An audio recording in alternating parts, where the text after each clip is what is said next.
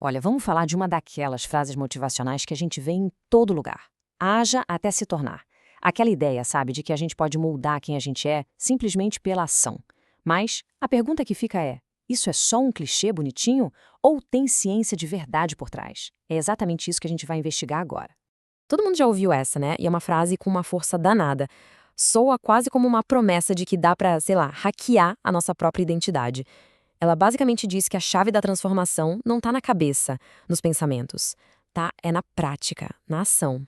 E aqui tá o pulo do gato, né? Será que isso é só papo furado, uma daquelas coisas que se repetem tanto que perdem o sentido? Ou será que no fundo dessa frase tão simples existe uma verdade sobre como o nosso cérebro e a nossa mente realmente funcionam? Se prepara, porque a resposta é bem mais interessante do que parece. Então vamos direto ao que interessa. A ciência não só concorda com essa ideia, como ela nos mostra o como isso acontece. As nossas ações não são só um resultado de quem a gente é. Elas são, na verdade, as ferramentas que esculpem a nossa identidade dia após dia. Vamos entender essa mecânica. Pensa assim, o nosso cérebro é tipo um detetive. Ele tá o tempo todo tentando responder a pergunta, afinal, quem sou eu? E quando as pistas internas, tipo os nossos sentimentos, estão meio confusas, ele faz o óbvio, vai procurar evidências concretas. E as maiores evidências são as nossas ações. Se ele nos vê indo para a academia, mesmo sem a menor vontade, ele anota lá no caderninho dele, talvez a gente seja do tipo que se cuida.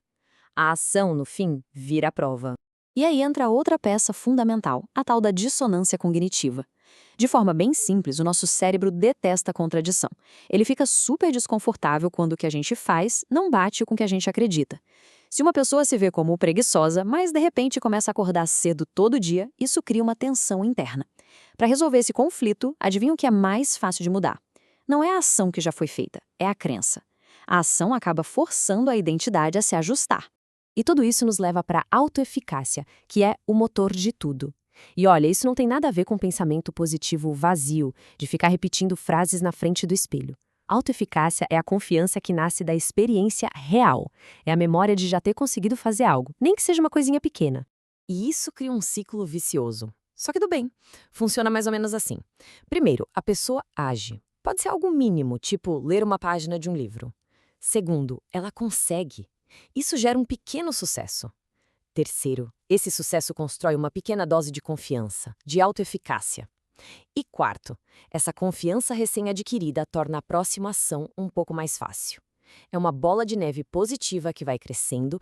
E aqui está a grande virada de chave, uma ideia que vai contra o que a gente costuma pensar. A gente fica esperando a motivação chegar para depois começar a agir, não é? Pois é, a ciência mostra que esse é o caminho mais difícil. A verdade é que a ação gera motivação, e não o contrário. É o movimento que cria o sentimento. Ninguém precisa sentir vontade de ir para a academia para começar. É preciso ir à academia para, um dia, sentir vontade de voltar. Mas óbvio, não é um conto de fadas. Essa ideia não é uma solução mágica para tudo. Ela tem limites muito claros e até umas armadilhas perigosas. Ignorar isso pode levar a uma frustração enorme. Vamos dar uma olhada nesse lado B da história? E aqui está o primeiro grande perigo: confundir confiança com competência. Uma pessoa pode agir como se fosse o melhor líder do mundo, mas se ela não tiver a habilidade real, a competência para liderar, o resultado vai ser um desastre. A ação tem que ser um caminho para construir a habilidade, e não só para parecer que já tem. E tem mais, a gente não vive numa bolha. O comportamento não acontece no vácuo. Não adianta muito agir como uma pessoa super organizada financeiramente se não existem recursos ou oportunidades. O contexto social, a saúde mental, o tempo que a gente tem, tudo isso importa, e muito. Ignorar esses fatores é colocar uma culpa no indivíduo que muitas vezes é do sistema. Lembra do nosso cérebro detetive? Pois é, ele é bem esperto. Se ele percebe que a gente está agindo só por uma recompensa externa, tipo dinheiro, um elogio, evitar uma bronca, ele meio que invalida aquela ação como prova de identidade. Ele pensa, não tá fazendo isso porque é uma pessoa disciplinada, tá fazendo pelo bônus. A ação precisa ser vista como uma escolha, pelo menos em parte, para que a mudança interna aconteça. E por último, uma coisa fundamental: esquece os grandes gestos, os atos heróicos de um dia só. A mudança de verdade não vem de um único esforço gigantesco. Ela vem da consistência. É a famosa gota d'água que fura a pedra, não a marretada.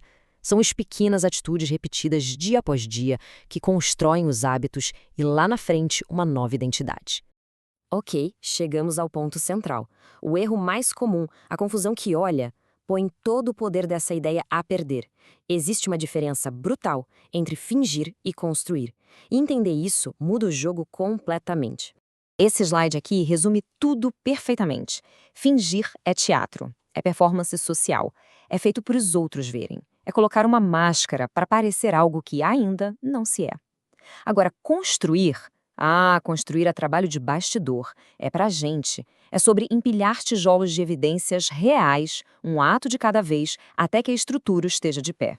Então, a verdadeira lição é essa: o negócio é sair do palco e ir para o canteiro de obras. O objetivo não é convencer uma plateia de que se é um gênio da escrita. O objetivo é provar para si mesmo, com páginas escritas, que se está no caminho de se tornar um. A evidência tem que ser para consumo próprio. Certo. Então, como é que a gente junta tudo isso? Como a gente transforma o clichê motivacional numa ferramenta prática de mudança? A boa notícia é que existe uma fórmula, uma versão, digamos, mais inteligente e refinada. Vamos ver qual é. Essa aqui é a versão 2.0. É a frase que a ciência assinaria embaixo. Repara nas palavras-chave: comportamentos repetidos e realistas. Não é sobre fingir que é milionário, é sobre guardar R$ 10 por dia. Dado um contexto favorável, ou seja, reconhecendo os limites e o ambiente. E a parte mais genial: entender que a dificuldade não é um sinal de fracasso, mas sim o preço normal do processo de mudança. No fim das contas, a mentalidade é tudo. Não se trata de vestir a melhor roupa de ginástica e fingir que já se é um atleta. Se trata de colocar qualquer roupa e correr por 10 minutos, todos os dias. É agir não como a pessoa que já chegou lá, mas como a pessoa que está, de forma consistente, no caminho. Isso tudo nos deixa com uma pergunta final. Não para amanhã, não para a semana que vem, mas para agora. Qual é o menor tijolo que pode ser colocado hoje? Qual é a menor evidência, por mais boba que pareça, que pode ser criada nesse exato momento para começar a construir quem se quer ser? A ciência já nos deu um mapa. O primeiro passo agora é com a gente.